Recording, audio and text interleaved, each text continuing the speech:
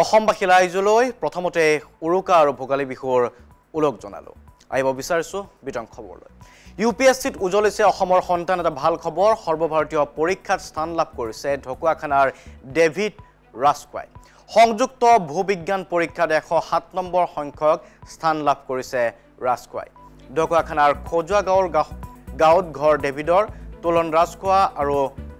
বিলাতী চেতিয়াৰ সন্তান ডেভিড স্থান লাভ কৰাত উৎফুল্লিত হৈ পৰিছে ডেভিডৰ পিতৃ-মাতৃ বৰ্তমান মুম্বাই আইটিত পিএইচডি কৰি আছে মেধাৱী ছাত্ৰজন আৰু উৰুকাৰ দিনটোতে এটা সুখবৰ আহিছে ৰাজ্যবাসীৰ বাবে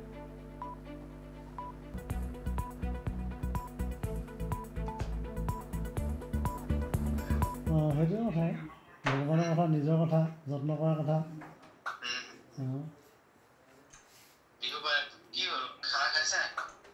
খানা খাইছে ল'ৰা 2-3টা মানত খাইছে অলপ পাছতে যাবি এতিয়া যাব হোৱা নাই নহয় আৰু মই বৰ্তমান উপস্থিত আছো ঢকুৱাখানাৰ ডেভিড ৰাজকোৱাৰ বাসগৃহত বৰ্তমান তেওঁ আইআইটি মুম্বাইত পিএইচডি কৰি আছে আৰু মই এতিয়া উপস্থিত আছে ডেভিড ৰাজকোৱাৰ পিতৃ-মাতৃ মই পোনপটীয়াকৈ ডেভিড ৰাজকোৱাৰ পিতৃ-মাতৃৰ সৈতে ডেভিড ৰাজকোৱাৰ এই সাফল্যতাৰ ওপৰত দুআষাৰ কথা পাতিবলৈ চেষ্টা কৰিম পোনপ্ৰথমে মই ডেভিড ৰাজকোৱাৰ দেউতাকৰ ওচৰলৈ আহিছো কেনেকুৱা অনুভৱ কৰিছে আজিৰ দিনটো নমস্কাৰ আজি মোৰ খুব ভাল লাগিছে বৰ কষ্ট কৰি পঢ়িছিলে আমিও তাক খুব কষ্ট কৰি পঢ়াইছিলোঁ প্ৰথম অৱস্থাত তাৰপিছত সি 9 চনত মেট্ৰিক পাছ কৰি কটনলৈ গুচি গ'ল তাৰপৰা আমাৰ ওচৰৰ পৰা আঁতৰি গ'ল আৰু নিজে সি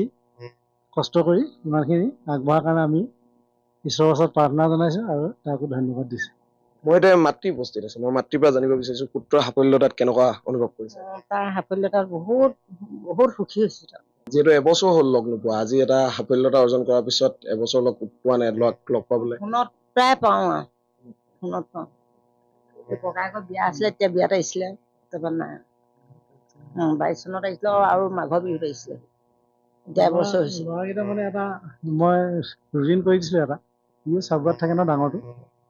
ৰুটিন কৰিছিলোঁ কি গধূলি 8টা বজাৰ পাছত প্ৰত্যেকে ফোন কৰিবি নকৰিলে মই কৰোঁ ডেইলি কৰে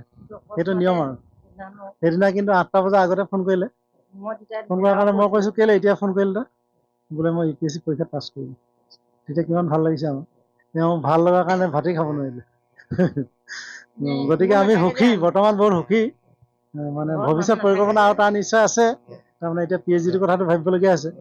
গতিকে সেইটো যাতে সুকলমে পাৰ হৈ যায় তাৰ কাৰণে মই ভগৱানৰ ওচৰত প্ৰাৰ্থনা জনাইছোঁ আৰু তোমালোকক ধন্যবাদ দিছোঁ এক উচ্চমুখৰ পৰিৱেশ বিৰাজ কৰিছে ডেভিড ৰাজকোৱাৰ এই বাসগৃহত ঢকুৱাখানাস্থিত বাসগৃহত দেখিবলৈ পাইছে দৰ্শকসকলে যে পিতৃ-মাতৃ কিমানখিনি আনন্দিত হৈ আছে তেওঁলোকে এই ভোগালী প্ৰাকখনত আজি তেওঁলোকৰ ঘৰত এটা আনন্দমুখৰ পৰিৱেশে বিৰাজ কৰিছে আৰু